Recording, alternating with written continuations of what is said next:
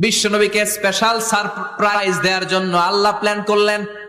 জিব্রাইল ডেকে বললেন, ও জিব্রাইল, আমার পেয়ারা নবীকে স্পেশাল সারপ্রাইজ দিব, কিন্তু এই সারপ্রাইজের গিফটটা তোমার হাত দিয়ে আমি দিতে চাই না, তুমি দিয়ে আসলে হবে না। আমার পেয়ারা নবীকে দুনিয়া থেকে টান দিয়ে আমার আরশের উপরে নিয়ে আসো। সাহিবুল মেরাজ, যেই নবীর মেরাজ হয়েছে আর কোন নবীর হয় নাই।